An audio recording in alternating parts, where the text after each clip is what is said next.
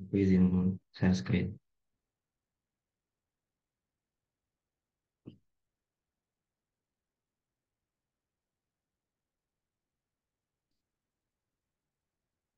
Oke, ya udah kelihatan ya. Sebelumnya, makasih banyak ya buat tim AKATS TI 3 karena udah nyediain wadah buat kita belajar bareng gitu. Nah, di kali ini kita bakal belajar buat KBF kimia ya. Yang pertama, eh, babnya itu ada 3. Nah, untuk bagian gua hari ini bab sifat fisik larutan sama kinetika. Cuman kemungkinan kinetikanya cuman sampai setengahnya doang. Nanti bab selanjutnya kinetika setengahnya lagi dan kesetimbangan itu bakal dilanjutin sama Dava Axel. Oke, kita langsung masuk ya. Kita bahas dulu dikit-dikit. Kita masuk ke bab yang sifat fisik larutan.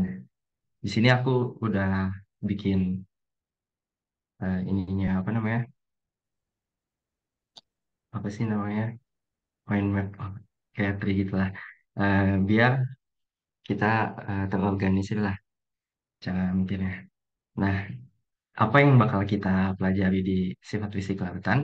Sebenarnya kalau di mapping begini tuh kelihatannya malah lebih simpel gitu. Kayak cuman ada tuh, dua, tiga, empat, 5 hal gitu yang kita pelajari. Nah, di sini ada termodinamika pelarutan, ada pelarutan dan kelarutan, apa bedanya nanti dibahas. Terus nanti kita bakal belajar satuan konsentrasi. Terus nanti kita juga bakal belajar sifat koligatif yang isinya ada elektrolit sama non-elektrolit. Nah, yang pertama kita masuk dulu ke yang pelarutan ini. Sebelum ngomongin pelarutan ya, kita harus tahu dulu nih apa itu larutan ya. Nah, larutan itu definisi umumnya adalah campuran antara zat terlarut sama pelarut yang nggak bisa dibedain lagi gitu sifat masing-masing zat terlarut sama pelarutnya. Contohnya kayak larutan garam, air garam, terus air gula. Tuh. Nah, biasanya si zat terlarut ini lebih kecil daripada zat pelarutnya. Jadi kalau misalkan larutan garam gitu, zat terlarutnya si garamnya, sedangkan pelarutnya air. Jadi aturan konvensinya itu zat terlarut selalu lebih kecil daripada pelarut. Nah, dalam proses pelarutan ini, pelarutan garam dengan air, mengapa mereka bisa larut gitu? Nah, mengapa mereka bisa larut itu ada 2 faktor tentu. Faktor ini biasa disebut driving force gitu, namanya. Driving force ini apa? Driving force ini eh, apa ya? Kalau dari arti secara kata-katanya kayak sesuatu yang mendorong mereka untuk larut. Driving force ada apa aja? Yang pertama, proses pelarutan itu cenderung ke arah ketidakberaturan.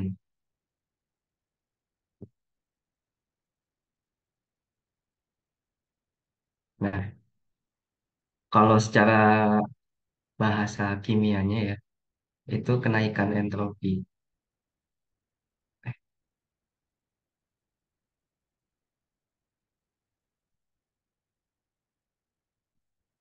entropi. Maksudnya apa? Ketidakberaturan. Maksudnya kalau kita punya larutan ya, kan ini, terus kita punya sekat, terus ada larutan A, terus juga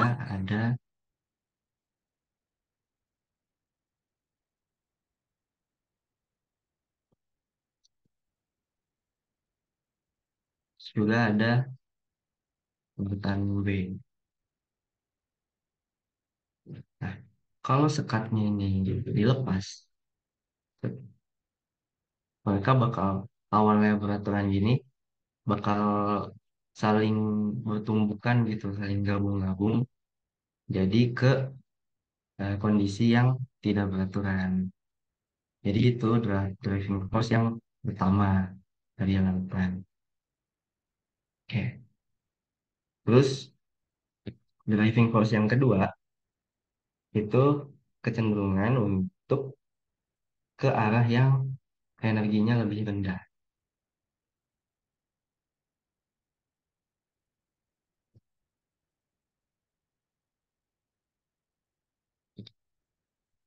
Atau bahasa kimianya itu penurunan entalpi. Kalau masih ingat teman-teman entalpi itu apa? Entalpi itu eh, entalpi itu suatu energi yang keluar atau masuk,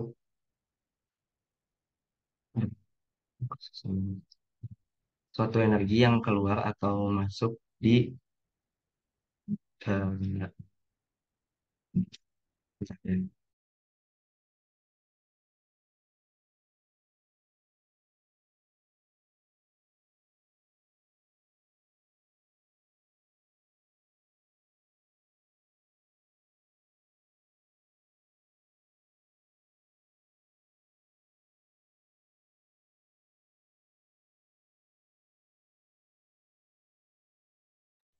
oke, teman-teman ada kendala sedikit.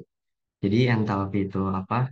Entalpi itu adalah energi energi yang keluar atau masuk dari suatu reaksi gitu. Nah, jadi maksudnya apa? Driving force-nya cenderung ke energi yang lebih rendah. Itu maksudnya jadi kalau misalkan ada suatu larutan, nah dari energi potensial tinggi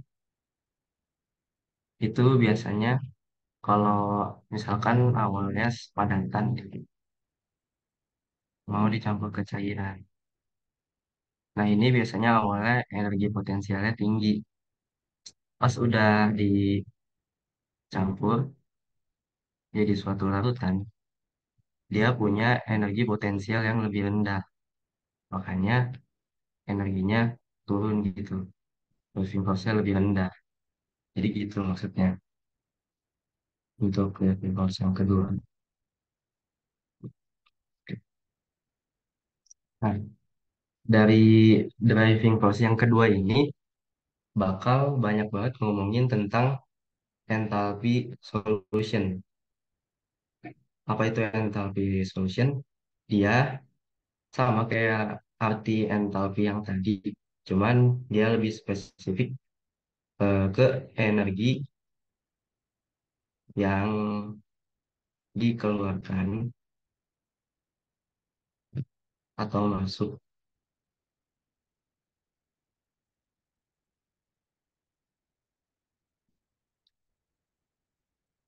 saat proses pelarutan.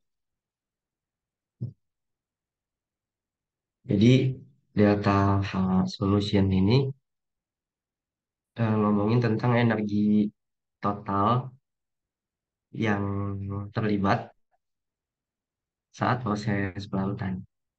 Nah, biar kebayang kita lihat contoh soal yang pertama gitu. Jadi ada suatu proses pelarutan, pelarutan antara padatan Ki, kalium iodida, dengan air gitu. Nah, dalam setiap proses pelarutan itu pasti ada dua tahap gitu secara umum. Tahap yang pertama itu ada tahap pemisahan, tahap yang kedua ada tahap penggabungan. Maksudnya apa? Tahap misalkan pertama tahap pemisahan ini. Jadi setiap kita mau melarutkan itu yang terjadi itu pertama-tama terjadi pemisahan. Maksudnya si padatan Ki-nya yang ini mereka eh, pecah gitu pada misah-misah gitu partikel-partikel ya. Jadi kayak gini, jadi ion K plus dan I minus.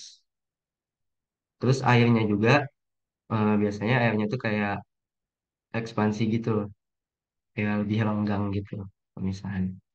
Tujuannya apa dilakuin pemisahan ini? Biar masing-masing zat ini punya ruang gitu buat zat lain untuk masuk.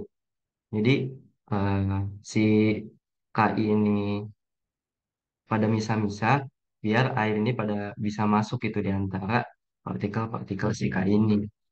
Jadi untuk itu ada proses pemisahan dulu.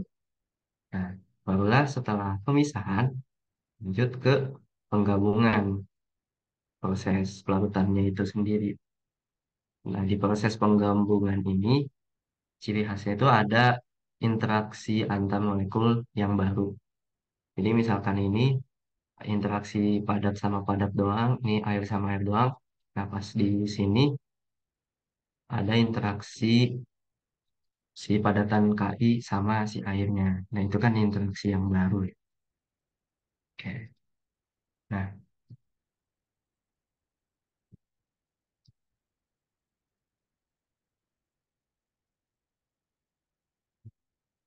coba kita kerjain soal yang ini ya.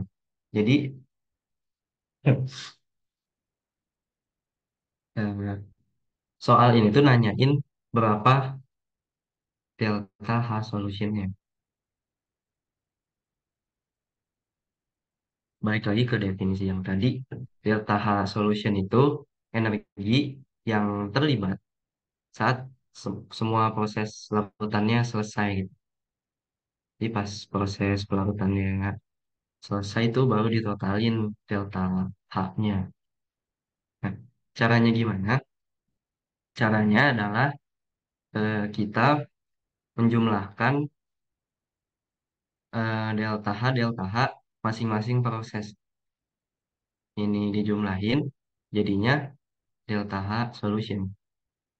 Nah, khusus untuk yang di soal ini, dia soalnya itu padatan dicampur dengan cairan ya, air di sini. Nah, yang pertama di sini em, si padatan sama cairannya mengalami yang tadi pemisahan. Nah, di dalam pemisahan ini ada proses ionisasi si Ki. Ki jadi K plus dan I minus. Nah, proses ionisasi ini melibatkan suatu energi yang namanya lattice energi atau kalau Indonya itu energi kisi. Nah, energi kisi ini artinya apa? Energi kisi ini artinya energi yang eh, apa ya? Energi yang di pokoknya kalau misalkan eh, gimana ya jelasin? Eh, Gini deh, energi kisi itu energi yang terlibat saat eh, dua ion ini bergabung jadi molekul padatan. Jadi energi kisi itu saat ada kayak A gas, A plus gas plus B plus gas. Jadi eh, Hb yang solid. Jadi awalnya ion-ion gas jadi solid gitu, jadi padatan. Nah, di sini tuh ada energinya, namanya energi kisi. Nah, biasanya energi kisinya itu negatif ya, negatif sekian. Kenapa negatif? Eh, karena dalam proses penggabungan ini, artinya dia mengeluarkan energi gitu. Saat si Ab ini bergabung, dia menghasilkan energi gitu. Nah, oke.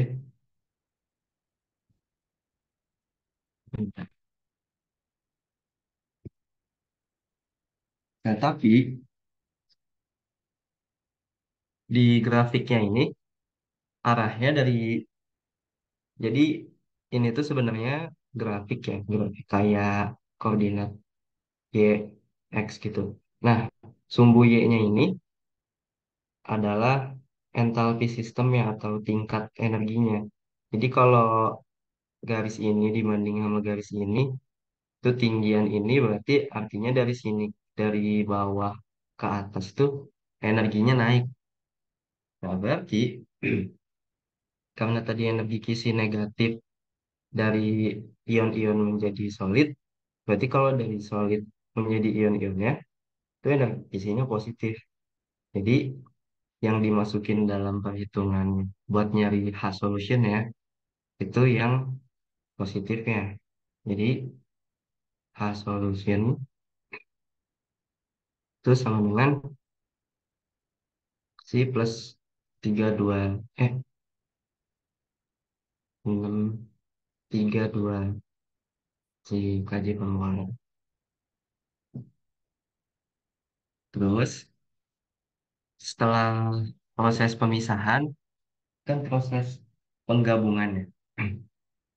Nah, di proses penggabungan ini ada namanya terlibat energi hydration. Energi hidrasi ini adalah energi saat eh, si ion-ion ini kena air, terhidrasi. Jadi kalau solid terhidrasi dia melepaskan energi, makanya itu negatif. Nah, jadi ini udah betul ya negatif karena grafiknya juga turun gitu. Jadi kita masukin aja langsung minus 619 kJ per mol. Nah, jadi H solution totalnya itu adalah 632 dikurang 619 nya itu atau 13 kJ per mol. Jadi gampang ya kalau buat ngitung H solution itu kita tinggal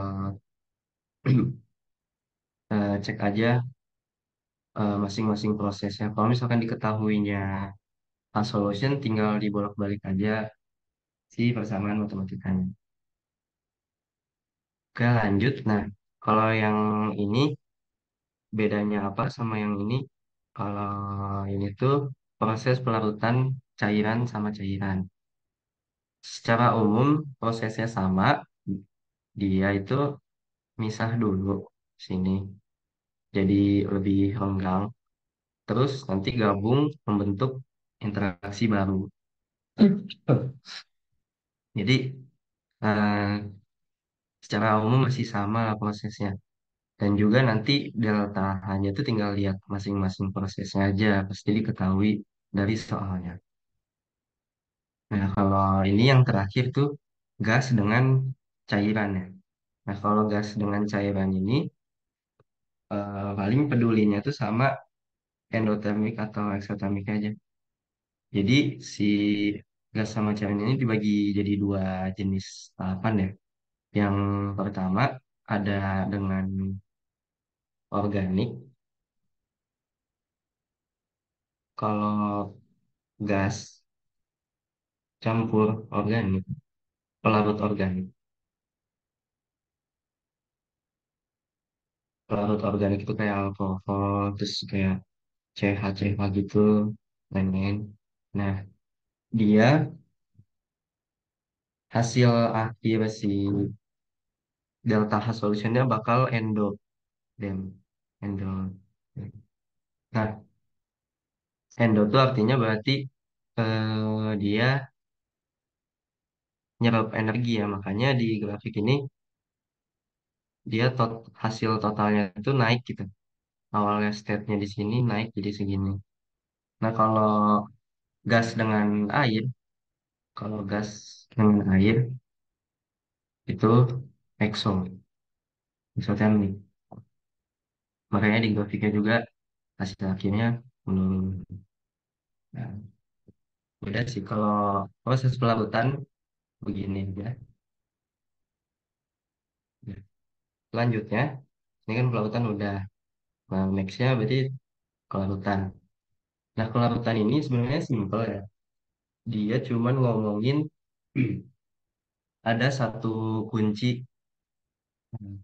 Jadi kelarutan ini ngomongin kayak ini sama ini larut atau enggak, ini sama itu larut atau enggak gitu.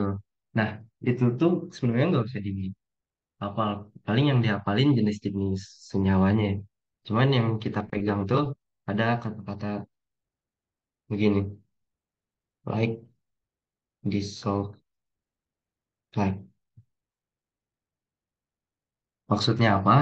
Like, dissolve, like itu maksudnya sesuatu yang sama itu suka sama yang sama kalau di kimia. Nah, maksudnya kayak gimana? Maksudnya cuma gini doang. Kalau polar itu larut sama yang polar. Kalau yang non polar larut sama yang non polar. Udah sebenarnya gitu doang. Jadi kalau misalkan ditanya ini lebih larut gak kalau sama si ini misalnya. Kita ngeceknya tuh kepolarannya aja dicek. Ini polar apa enggak, ini non polar apa gimana. Nah, terus kalau misalkan sama-sama polar, berarti mereka larut. Kalau misalkan beda, polar sama non polar gitu, misalkan mereka sukar larut. Contohnya nih, eh, misalkan ya, gas O2 sama gas ada apa lagi ya? Bentar. Hmm, sama ya, bentar ya teman-teman.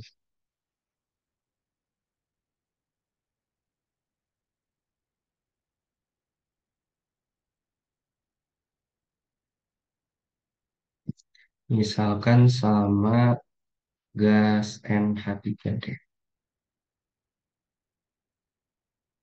Nah,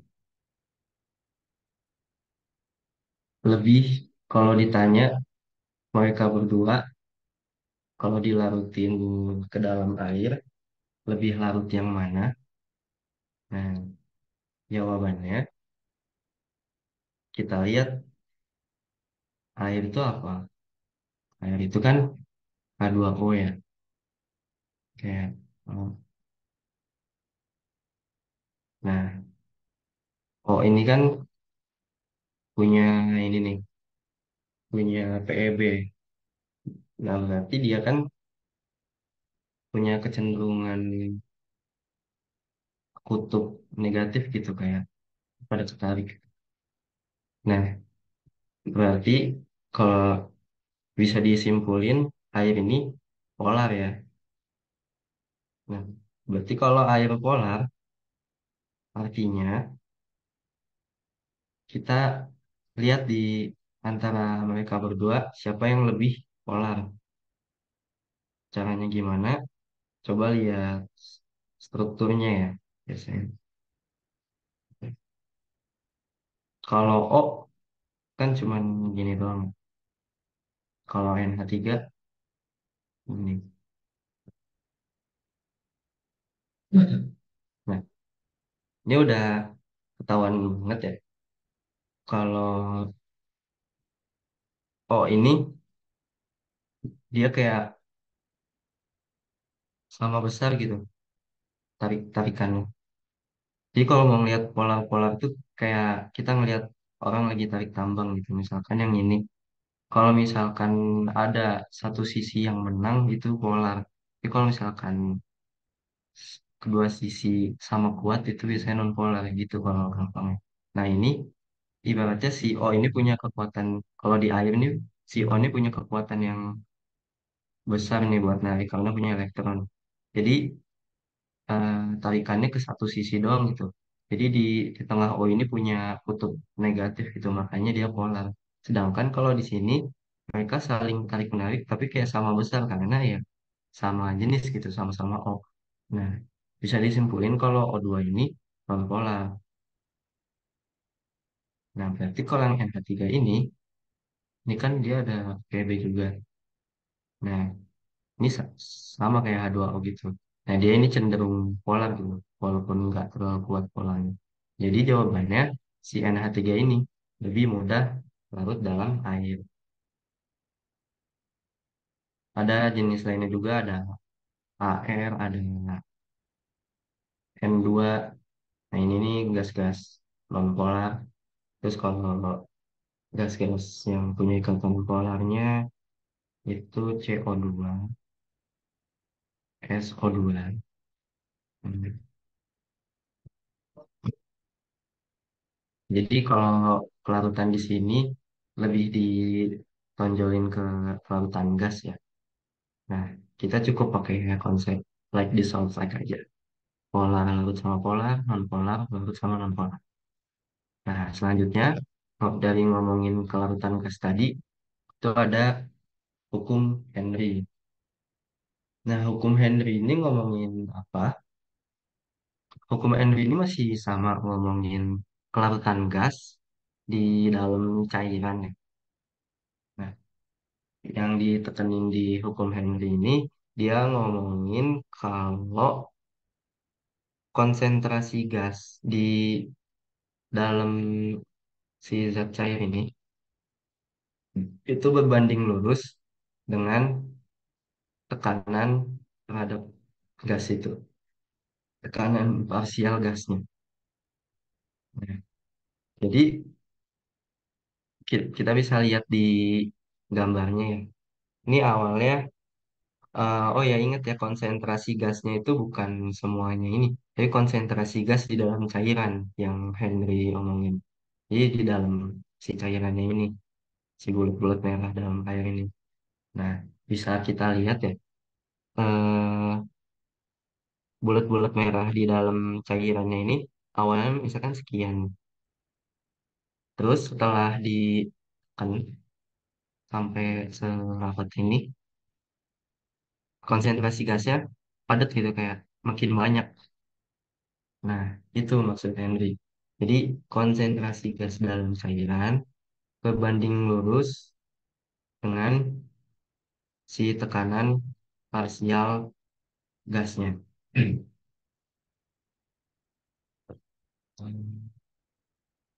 C gas, konsentrasi gas berbanding lurus dengan tekanan parsial gas.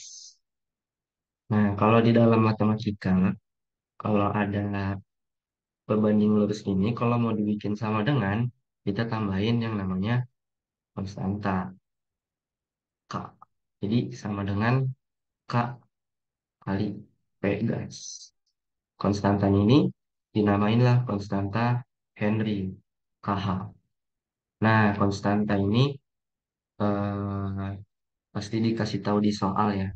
Jadi karena KH-nya ini spek unik gitu di tiap gasnya, beda-beda, nggak nggak sama dalam setiap gasnya. Nah, kalau dalam temperatur tetap kita bisa bisa memprediksi. Jadi kan ini C gas KHP gas ini bisa digambarin, kalau digambarin di grafiknya. Kalau di matematika ini kan persamaan linear ya. Misalkan si C gasnya ini Y sama dengan si K-nya ini ya konstanta ya angka. P-nya ini X. Nah, ini kan persamaan linear ya, variabel angka satu. Berarti kalau linear itu kan berarti begini ya. Se- Nah, kalau kita udah tahu K-nya dari eksperimen, nilai K-nya udah dapat, kita bisa prediksi nih, misalkan kita tahu si C, misalkan dinamain C1 segini, terus P1 segini. Nah, kalau kita udah punya nilai K-nya, kita bisa prediksi kalau di C2 ini berapa P2 ya. Nah, ini bisa diprediksi dari persamaan yang ini. Hmm.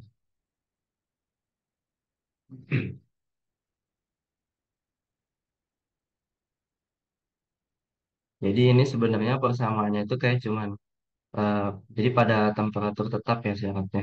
Jadi ini cuman K sama dengan K gitu.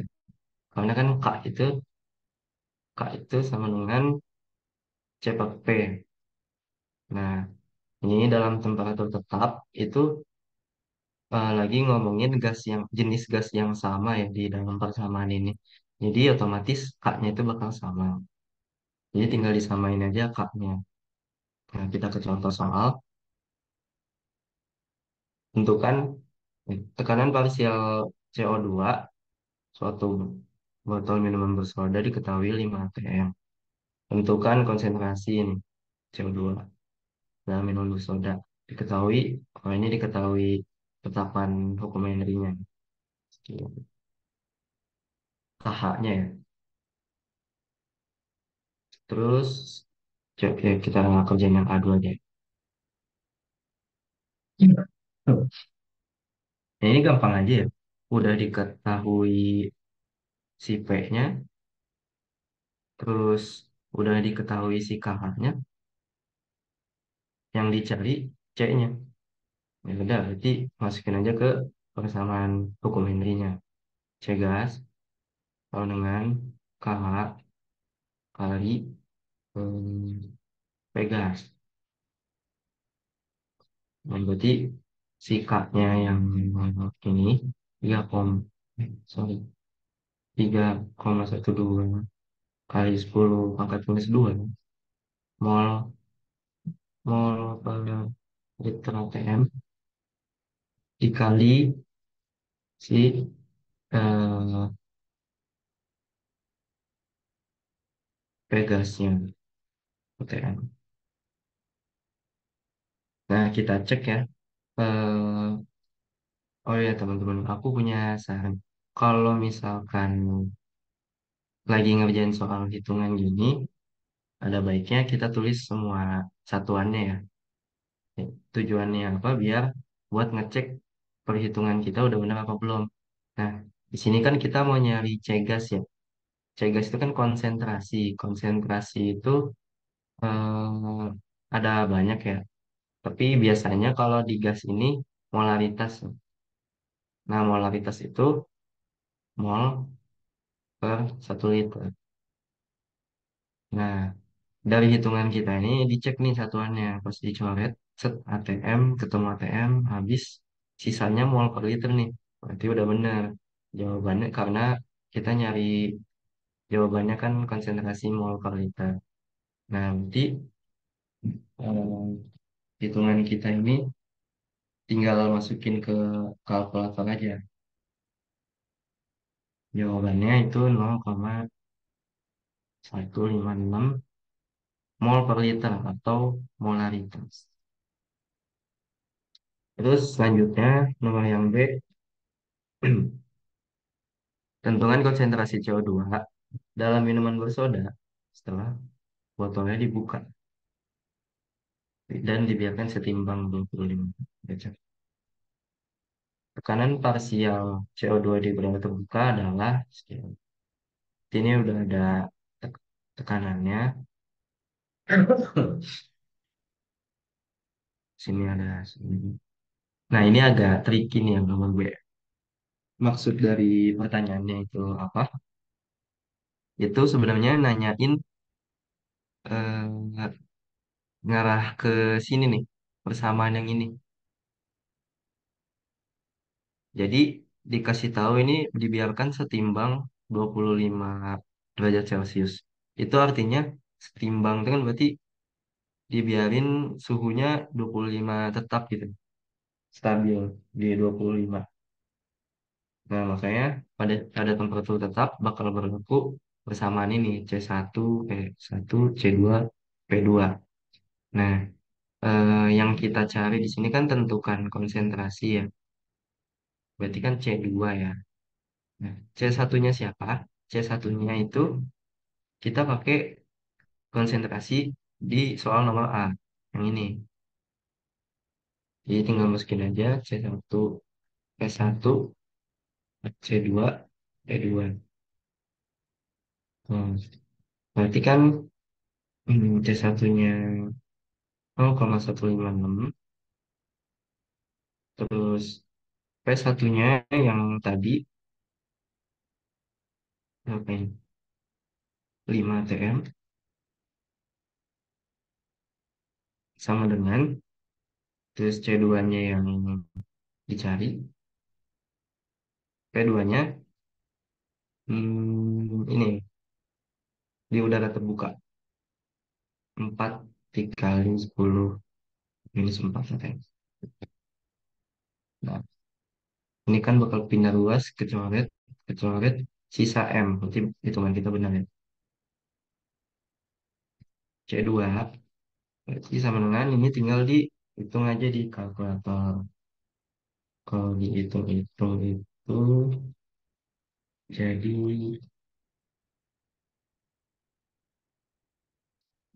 1,248 kali 10 pangkat minus 5. Nah, hasilnya lebih kecil ya. Nah, berarti itu make sense karena si tekanannya juga mengecil gitu, awalnya 5 atm jadi 4 atm kali 10 pangkat minus 4. Jadi si gasnya itu pada keluar gitu dari soda kalengnya. Nah, udah, kalau kelarutan ngomongin ini aja, gas mana yang berlarut sama hukum Henry. Nextnya kita lanjut ke satuan konsentrasi. Nah, ini menu utama si bab ini nih. Nah, konsentrasi itu definisi umumnya adalah perbandingan zat terlarut dengan pelarut atau larutan totalnya. Nah, maksudnya apa? Jadi, nah ini aku ada berbagai rumus konsentrasi ya. Ada 5 rumus yang bakal kita pakai di KBF nanti. Bakal sering muncul. Nah, semua rumus ini kiblatnya tuh kunci ini nih, si definisi umum ini. Jadi perbandingan zat terlarut dengan pelarut atau larutan totalnya. Contoh misalkan yang eh, persentase massa nih. Ini kan massa A per massa total tuh. Berarti massa zat terlarutnya per massa larutan total gitu. Terus yang persentase volume misalkan dia volume terlarut sama volume total. Maksimal juga yang sebagian kecil per sebagian besar. Molaritas, mol terlarut. Molaritas juga mol terlarut per pelarutnya. Nah, jadi kalau kalian lupa gitu konsentrasi, pokoknya ingat aja yang atas itu yang terlarut, yang lebih kecil, yang bawah itu yang pelarut atau larutan total. Next, kita bakal lebih perhatiin antara molaritas sama molalitas. Ini kan terkesan sama ya, cuman perlu diperhatiin khusus untuk yang molalitas ini itu masa masa pelarut ya. Ingat pelarut. Kalau molalitas itu larutan, kalau molalitas itu pelarut. Maksudnya gimana? Kalau misalkan ada misalkan ada 1 gram NaCl sama ada hmm,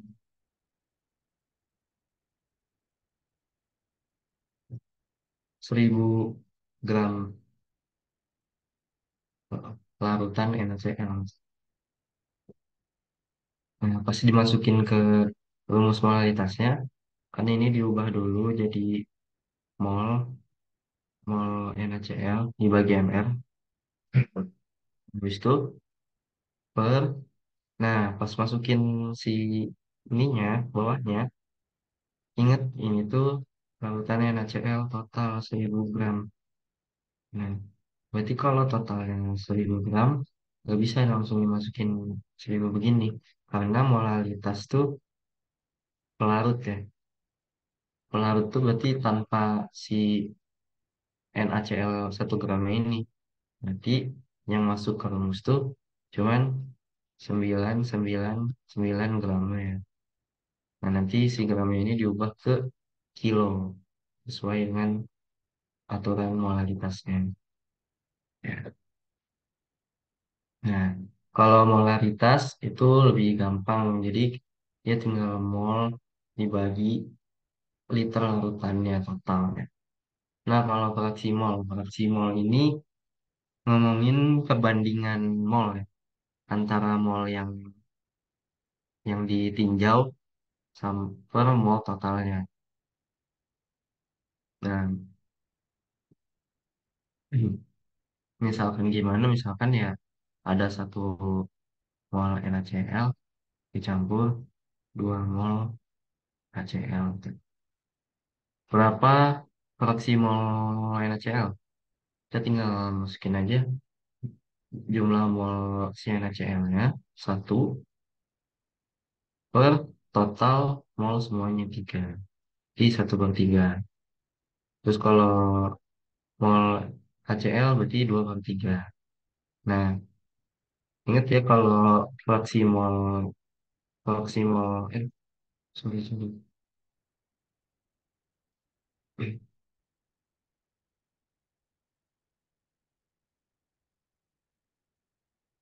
Kalau fraksi,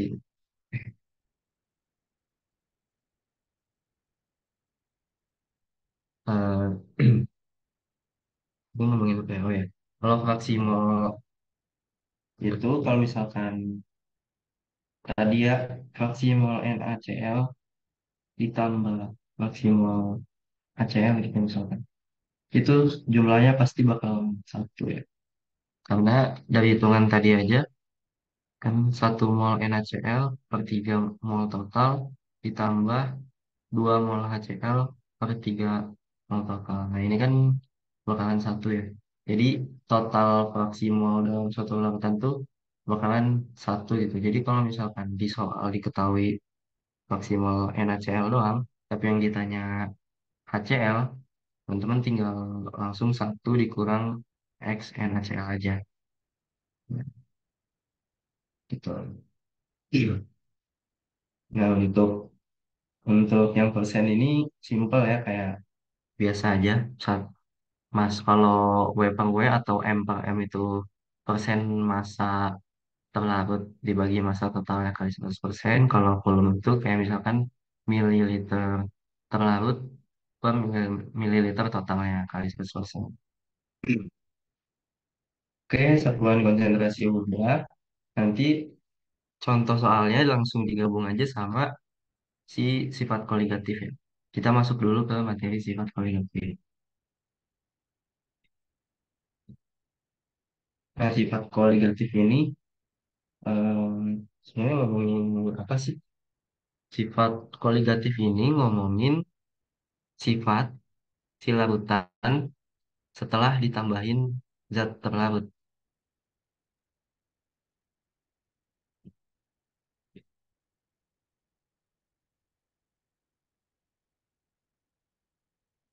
Aku tulisin dulu ya.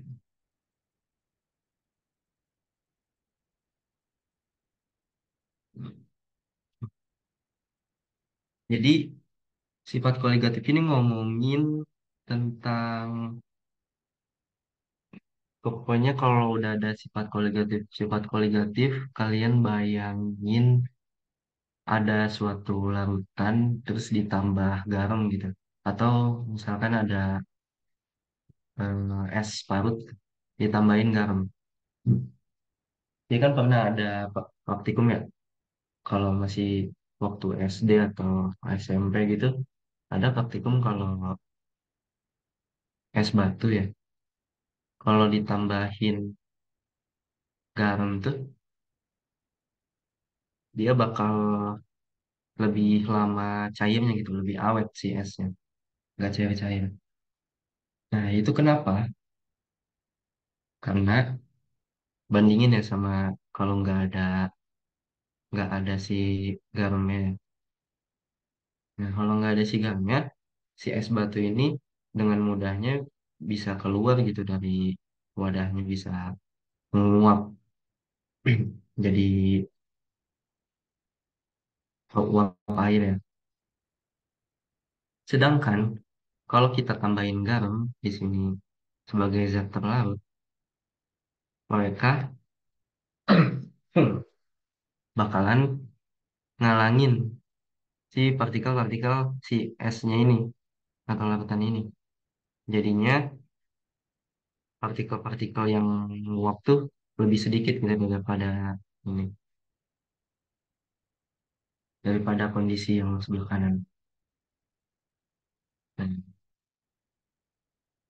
jadi sifat koligatif tuh ngomongin ini semuanya. Ditinjau dari empat sifat ini. Ada penurunan tekanan uap, kenaikan titik didih, penurunan titik beku, sama tekanan osmosis. Penurunan tekanan uap ini apa? Maksudnya yang tadi ya, sorry teman-teman, batuk. Eh, jadi ngomongin yang es batu tadi, tekanan uap itu kayak gimana? Tekanan uap itu, misalkan si es batunya ini ditaruh di ruangan tertutup.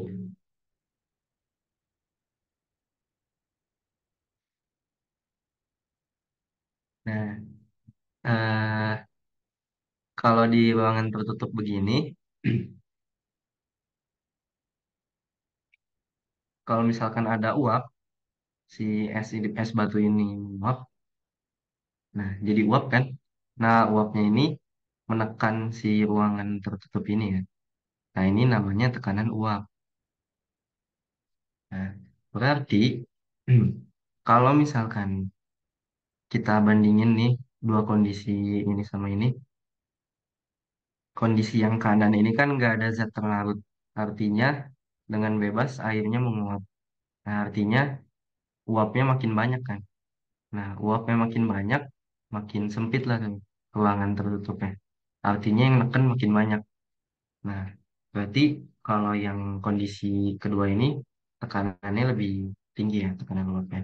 Sedangkan kalau yang kondisi kiri ini ada zat terlarut ngalangin si es menguap nih, si air atau larutan menguap. Jadinya uapnya lebih sedikit. Jadinya yang neken ke ruang tutupnya itu lebih sedikit juga. Jadi tekanan uapnya lebih sedikit. Makanya kenapa nama sifat koligatifnya penurunan tekanan uap, karena awalnya kondisi normalnya segini nih, tekanan uapnya padat begini, pas ditambahin zat terlarut, dia turun ke halangan si zat terlarut tersebut. Namanya penurunan tekanan uap. Nah, rumusnya ini, maksimal, maksimal itu yang ini tadi, mol zat per mol total, dikali tekanan uap awal ini, P0. Tekanan uap itu yang tadi. Terus selanjutnya ada sifat kedua, kenaikan titik didih. Kenaikan titik didih ini kenapa bisa naik ya? Ya, karena balik lagi ke tekanan uap tadi. Jadi syarat suatu larutan mendidih itu adalah tekanan uapnya sama dengan tekanan lingkungannya. Sama. Jadi tekanan uap si cairan sama dengan tekanan luarnya. Nah, si cairan ini bakal mendidih. Nah, masalahnya tekanan uap si yang ada zat terlarut ini kan udah turun ya. Artinya, misalkan kalau ada termometer gitu. Artinya awalnya kita butuh ngedidihin si larutan ini segini karena tekanan uapnya turun, jadi kita butuh suhu yang lebih panas lagi gitu buat naikin tekanan uapnya sehingga sama dengan tekanan uap lingkungan. Makanya suhu titik ini eh awalnya suhu titik ini udah mendidih, eh gara-gara ada zat terlarut jadinya butuh suhu lebih tinggi gitu buat mencapai titik didih gitu. Nah, ini tuh delta si TB boiling ya. Makanya namanya kenaikan ya. Nah, rumusnya ini molalitas. Molalitas itu yang tadi yang massa pelarut dikali KB. KB ini eh, tetapan didih ya. Nah, tetapan didih ini nilainya macam-macam sebenarnya. Cuman gue lihat-lihat kayaknya kalau tetapan didih air sama tetapan beku air itu kayaknya perlu diapain deh. Sempat lihat di contoh soal KBF gak muncul gitu tulisannya. Jadi kalau KB air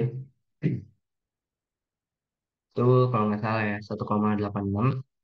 Terus kalau titik tetapan beku air itu 0,52. Nah, nggak tahu ya harusnya mah muncul ya di soalnya. Selanjutnya ada penurunan titik beku ini sama konsepnya kayak titik didih tadi. Jadi awalnya bekunya di titik segini, gara-gara ada si zat terlarut ini, jadi kan kalau mau beku itu kan, misalkan lautan ini, kalau mau beku kan berarti mereka saling mendekatkan diri gitu kan, saling gandengan ibaratnya antara partikel. Sip. Tapi sayangnya ada pelakor nih, zat terlarut.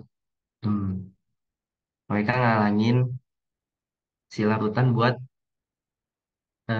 gandeng tangan buat membeku menjadi padatan.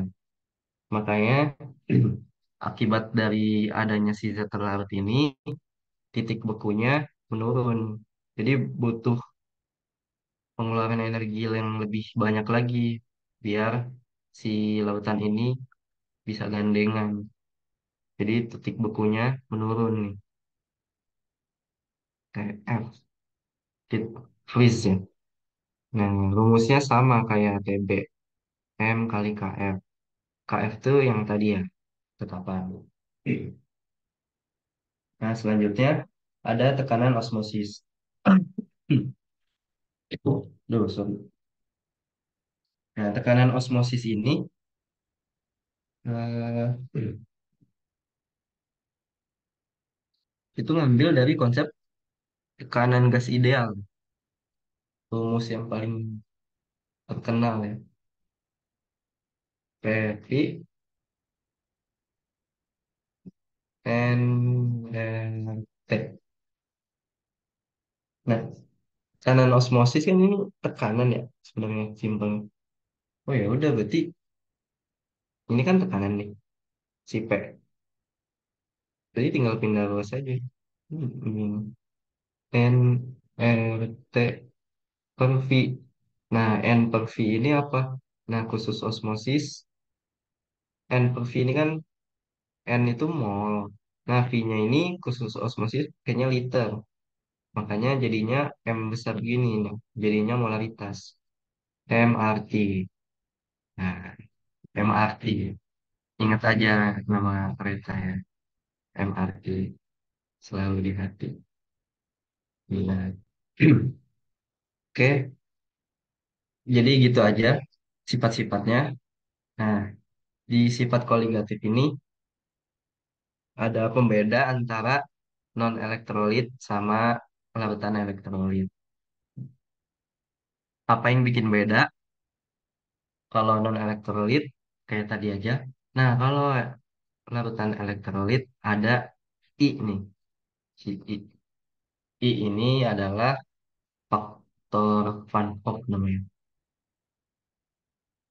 Rumusnya ada dua. Yang pertama, simpel aja cara hitungnya. Misalkan ada larutan elektrolit NaCl. I-nya berapa? I-nya berapa? Kita tinggal urai aja nih si NaCl-nya kan bakal jadi Na2 eh Na plus Cl min. Nah, berarti kan ini satu mol NaCl menjadi satu mol Na plus satu mol Cl min C sesuai koefisiennya. Berarti I-nya itu adalah tinggal eh, total mol ionnya dibagi total mol molekulnya.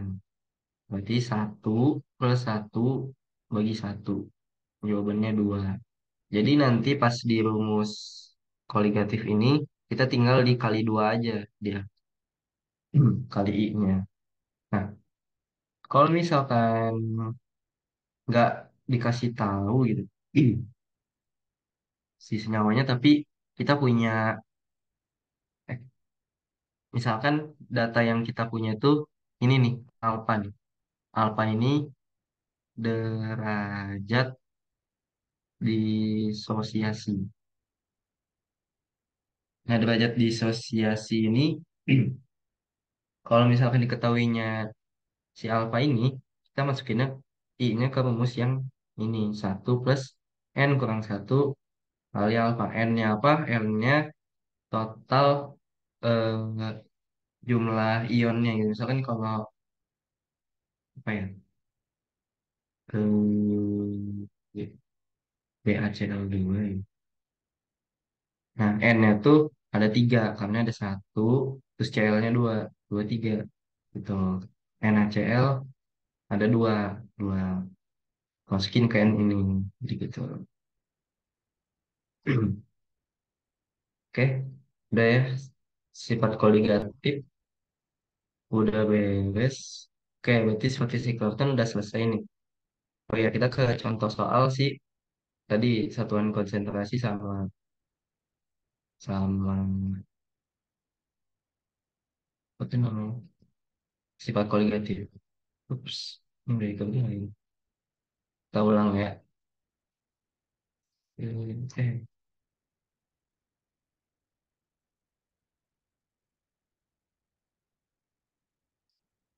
bentar ya.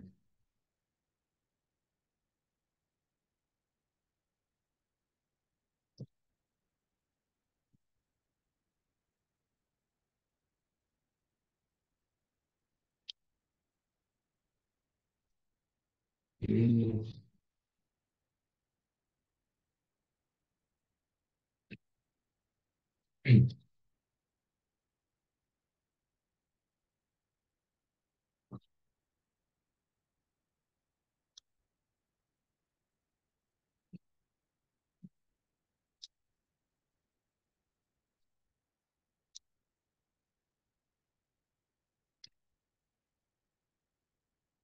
Oke, kita cobain.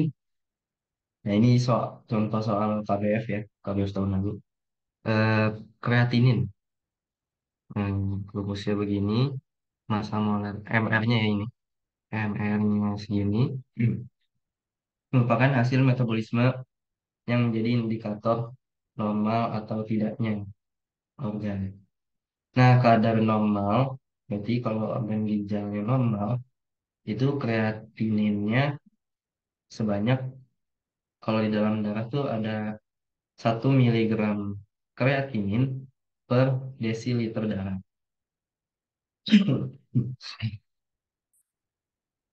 Pertanyaannya, tentukan molalitas kreatinin di dalam 10 mili yang memiliki sampel darah orang dewasa yang memiliki fungsi ginjal yang baik. Berarti fungsi ginjal yang baik yang normal ya. Artinya kalau kadar normal kreatinin orang dewasa itu yang ini 1 miligram per desiliter. Jika diketahui densitas darah sebesar, oh ini berarti buat konversi darahnya dari mili ke gram ya. Nah, tips dari aku kalau mau ngerjain soal hitungan kimia itu, kita ngerjainnya kayak nge- ngetrace dari belakang gitu. Maksudnya gimana? Coba lihat apa yang ditanyain. Yang ditanyain ini tentukan molalitas. Molalitas kan M kecil itu ya. Nah, M kecil itu kan molalitas itu yang ini nih. Jumlah mol dibagi massa pelarut. Kita tulis nih di sini. Berarti kan jumlah molnya siapa? Mol kreatinin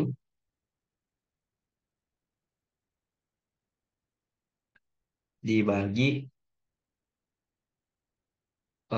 massa pelarutnya. Kita tulisnya kilogram per pelarut tadi ya. Karena satuannya kilo. Nah, setelah kita tentuin tujuan soalnya, kita cari-cari nih nilai-nilai yang diperluin buat dapetin tujuan itu. Nah, dari sini kan molalitas nih. Yang kita butuhin berarti nilai mol kreatinin sama nilai kilogram pelarutnya. Atau darah ya, kilogram si darahnya. Ganti. Nah, coba kita cari satu-satu ya. Mol kreatinin. Caranya gimana? Hmm, kan biasanya kalau nyari mol itu berarti gram per ml ya. Sedangkan ml udah ada nih, udah dapet. Tinggal gramnya. Gramnya dari mana? Gramnya dari si kadar kreatinin normal ini. Katanya kan kita suruh ngitung molalitas kreatinin di sampel darah ginjal yang baik. Berarti harusnya konsentrasi kreatinin dalam darah soal tersebut 1 miligram per desiliter ya. Berarti ini kan satu miligram per desiliter. Sedangkan dalam soal kita suruh nyari dalam 10 mili. Berarti kita tuh nyari kalau 1 miligram itu di dalam 1 desiliter. Yang ini kembali. Kalau dalam 1 desiliter itu ada 1 miligram, kalau dalam 10 mili ada berapa? Nah, jadi maksudnya kayak gitu. Kita kita cari aja nih. Nah, ini kan harus gram ya. Nah, carinya gampang tuh begini. 1 miligram per tadi desiliter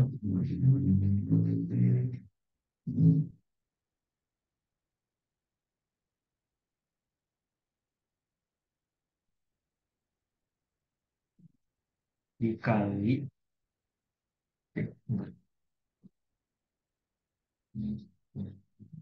kita ubah dulu aja si desiliternya jadi mili ya. 1 desiliter itu sama dengan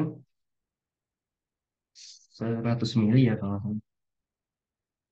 Nah, coba kita coret. Cek.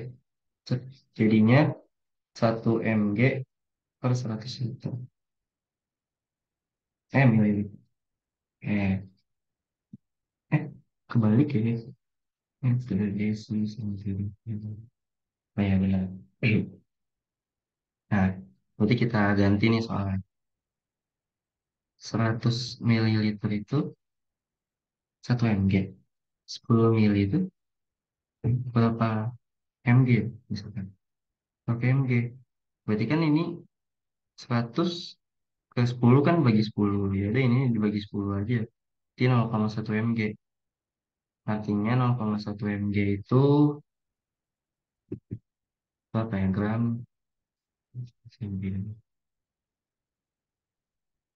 10 pangkat minus 1 ya. Bagi 1000, bagi 1000 ya. Ya. Jadi 10 pangkat minus 4.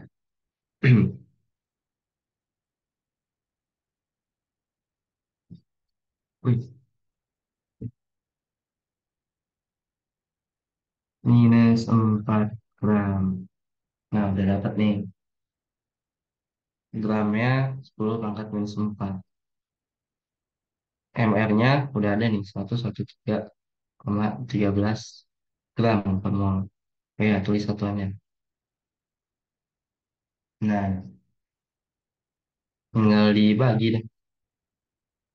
Jadinya masukin ke kalku, jawabannya 113,1.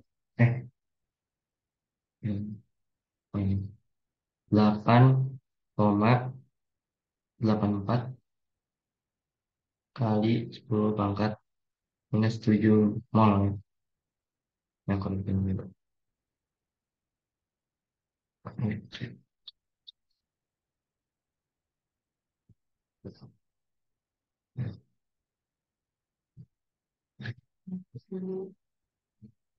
Oke, 8,83 M4 kali 10 pangkat minus 7 mol. Nah, lanjut. Mol berat ini udah selesai. Tinggal cari si kilogram darahnya. Hmm. Ini gampang. Kan tadi kan di soal nomor A 10 mili nih. Gimana caranya 10 mili ini satuannya jadi kilo? Nah, caranya kita pakai si densitas. Densitas ini kan alat kayak sebuah alat buat konversi satuan gitu. Nah, ini kan gram mili ya. Ya udah berarti kita kaliin aja. Kalau bingung si densitas dikaliin atau dibagi, tulis aja coba satuannya. Gram per mili. Nah, kalau hasilnya gram, berarti benar jawabannya. Jadi 10,25 gram ya. Terus si gramnya ini diubah jadi kilogram bagi 1000.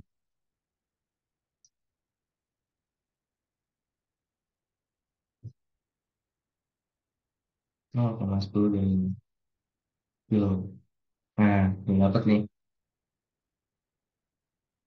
Tinggal masukin deh ke sini.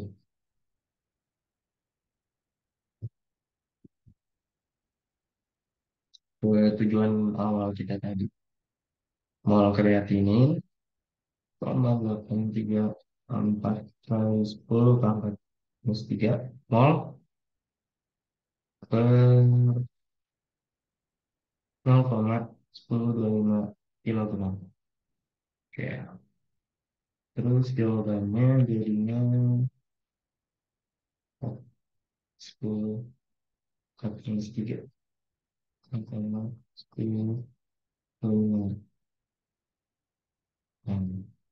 Jawabannya 0,001 62 deh. N. Ya. Jadi kalau mau ngerjain hitungan kimia itu lihat lagi aja apa yang ditanyain.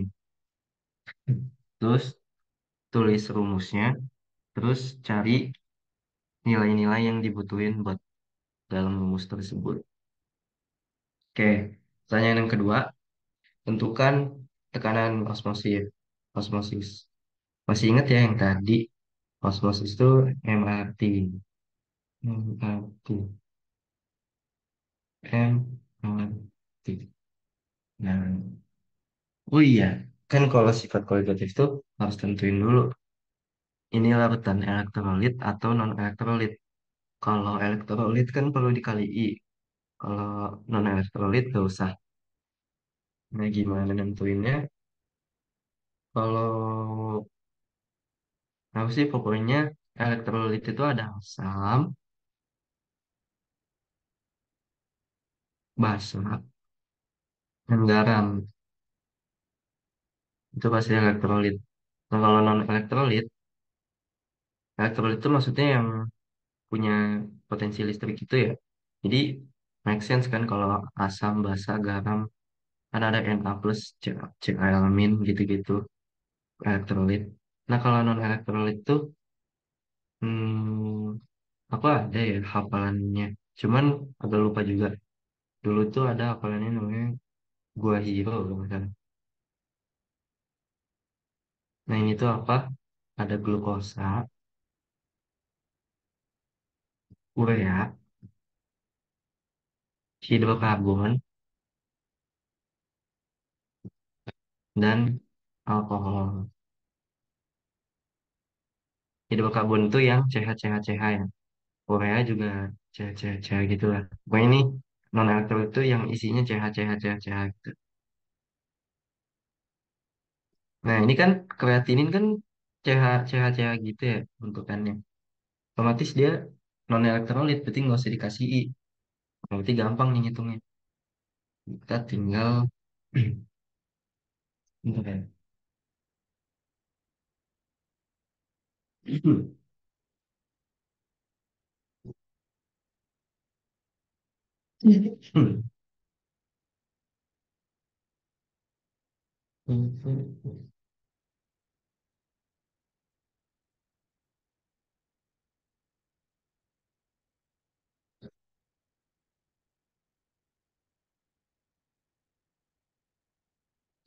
Ya, gitu. Kita tinggal masukin aja gitu. Nah, tekanan osmosis apa yang dibutuhin? Molaritas R sama T. Oke. Molaritas. Molaritas kita belum ada ya, tapi kita tuh tadi nyarinya kan molalitas ya, yang pakai L. Sedangkan ini molaritas. Ya udah, kita cari dulu. Molaritas itu kan hmm, mol per mol per liter ya. Nah, mol udah ada nih. Mol yang kita tadi cari. Nih, jadi 8,834 kali 10 minus 7. Nah, sedangkan liternya kita ambil yang ini 10 mili ini. 10 mili diubah ke liter. Dibagi 1000. Tek, tek, tek 0,01 ya. Liter mol. Nah, ini angkanya itu ya. 4 kali 10 pangkat minus 7 itu dibagi 0,01. Iya, 0,05. Jadi pakai tangan. Nah, ini M-nya nih. Kita taruh di sini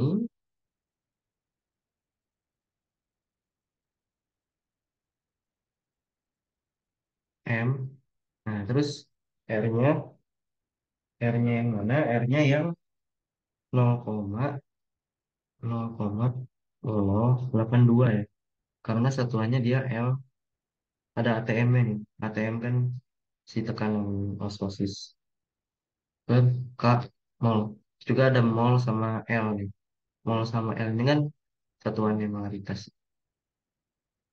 terus dikali, nah karena tetapannya K, makanya si Celcius ini harus diubah dulu jadi K. Jadi 273 ditambah 25 ya. 273 tambah 25 jadinya 298. 298 K. Ini ditambah 273 sama dengan. Oh, udah deh. Tinggal dihitung di kalkulator. Mau dimasukin. Kayaknya jam ini. Oh, oke. Wah, karena waktunya agak mepet ya, kita langsung masuk ke kinetik ya. Nah, ini kinetik. Untuk kinetik, aku ngambil beberapa soal aja ya. Langsung ke soalnya aja, terus kita belajar sambil jalan. Nah, ini kita geser dulu. Nanti lebih lanjutnya bakal dijelasin sama Excel. Oke, yang pertama order reaksi HgCl2. Caranya gimana? Caranya kita kan hukum laju reaksi ya. Ingat hukum laju reaksi itu adalah R sama dengan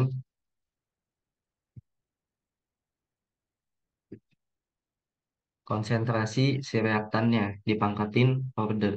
Nah, kalau dalam kasus ini konsentrasi reaktannya HgCl, Cl2 sama, oh ya, sorry, sorry. R sama dengan tetapan laju reaksinya ya. Baru dikali HgCl2 order X. X ini nilainya bisa berapa aja ya. Terus konsentrasi C24. Kita namain order. Nah,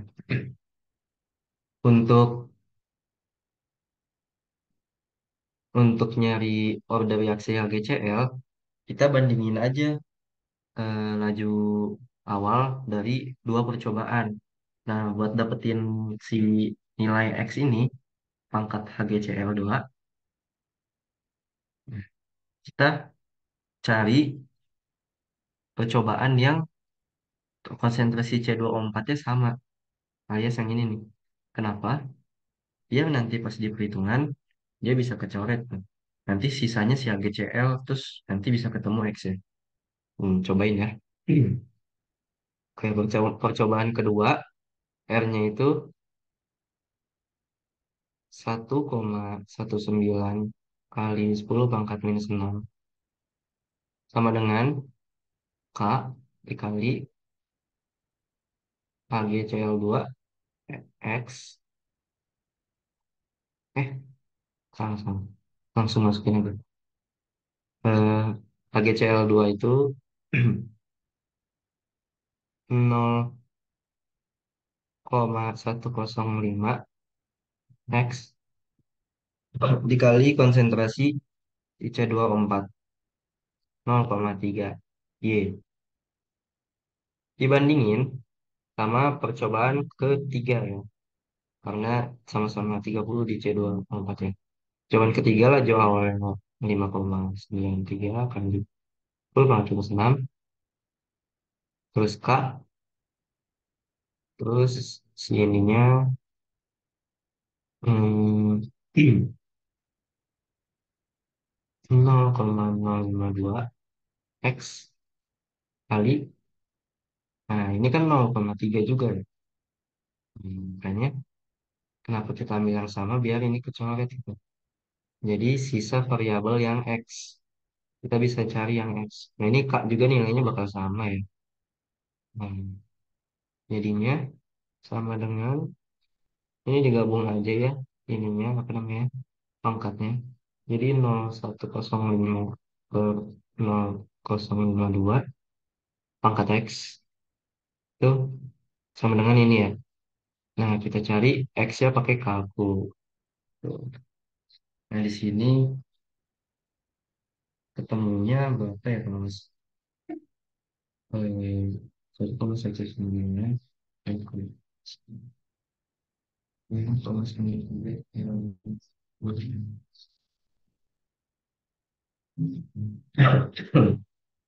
oh dua,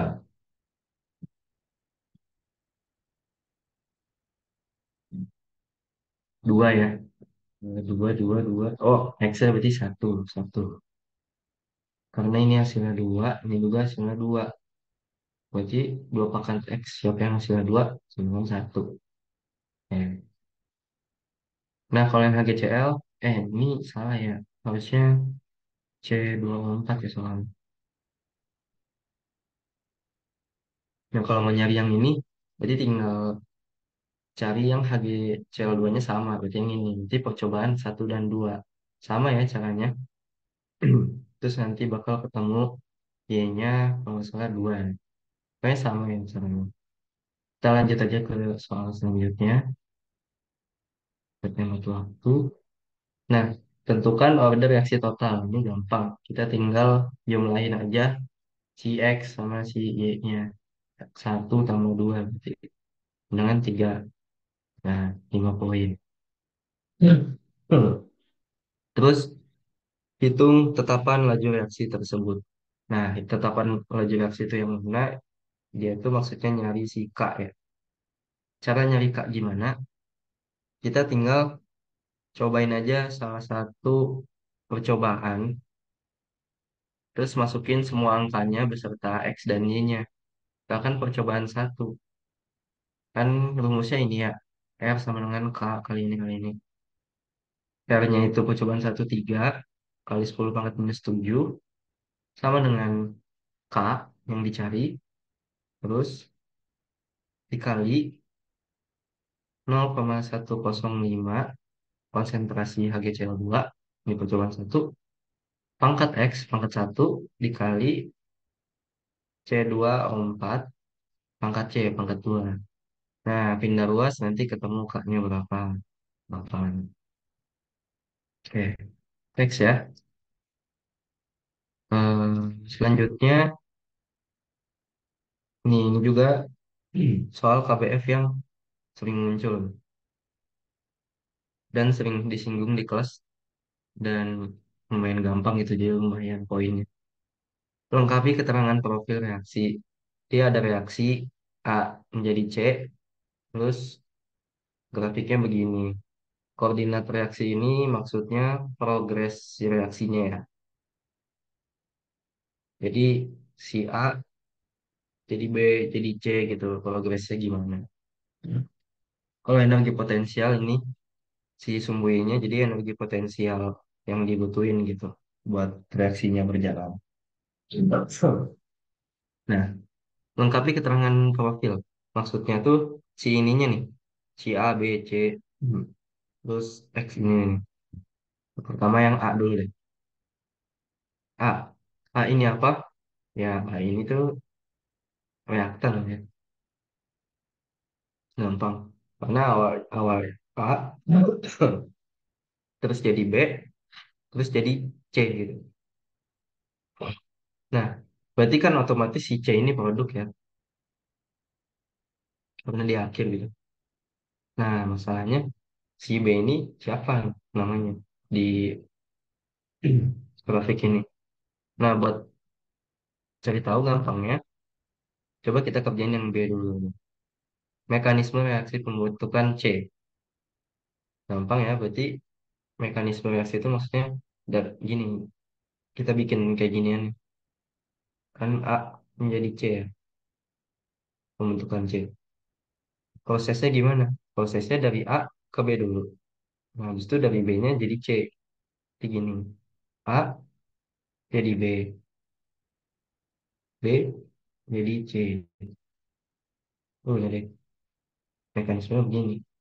Nanti ini B kecoret, kecoret jadi AC. Nah, tuh lumayan gampang kan ya. Jadi, nah si B ini kan dia nongol tapi hilang gitu pas di akhir. Kecoret. Nah, zat-zat yang kayak begitu, itu nama jenisnya adalah intermediate. Jadi zat intermedia itu yang menengahi reaksi keseluruhan. Oke. Next ada X1 nih. X1 sama X2 nih sejenis. Ini apaan nih? Hmm. X1 sama X2 ini namanya kompleks teraktivasi. Berarti kalau X1 itu ke satu, kalau yang dua ini kompleks teraktivasi kedua. Apa itu kompleks teraktivasi? Ini maksudnya kompleks teraktivasi itu kondisi di mana tekanan potensial itu naik terus turun gitu. Jadi puncaknya gitu, puncak teraktivasi. Jadi pas energi teraktivasi di puncak dia balik lagi gitu, di titik gitu. Titik puncak lah ya. Oke, selanjutnya ada Y1, Y2 nih. Y1, Y2. Y1, Y2 apa? Y1, Y2 ini apa namanya? Energi aktivasi ya.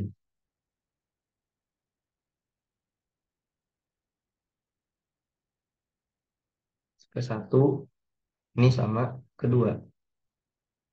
Jadi energi aktivasi itu apa? Energi yang dibutuhin buat menjadi produknya gitu. Si A mau jadi B butuh energi sepuncak ini gitu. Ini namanya energi aktivasi, energi yang mengaktifkan jalannya reaksi. Jadi gampang ya kalau ditanya puncak ini namanya kompleks teraktivasi.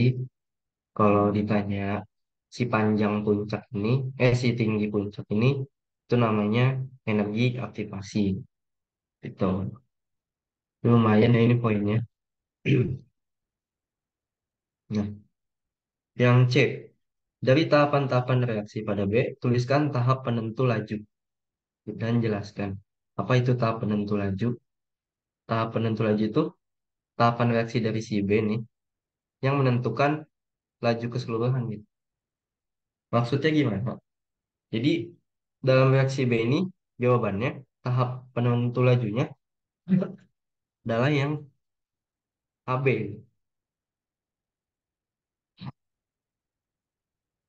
Kenapa? Karena dia reaksinya lebih lambat. Hmm. Kenapa tahap penentu laju pilih yang lebih lambat? Jadi lebih lambat AB daripada BC. Karena coba bayangin eh, lagi nyeberangin jembatan gitu. Tapi harus barengan. Nah, orang pertama larinya 10 meter per second, orang kedua 5 meter per second.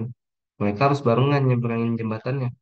Otomatis si yang 10 meter per second ngikut kecepatan yang si 5 meter per second kan.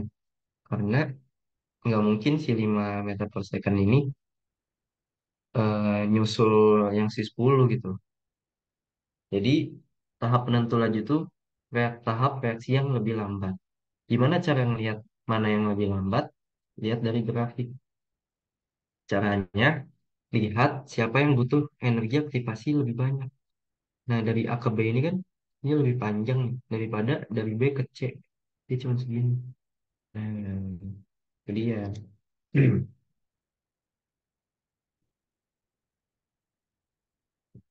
dari, dari A ke B itu lebih, itu tahap penentu laju.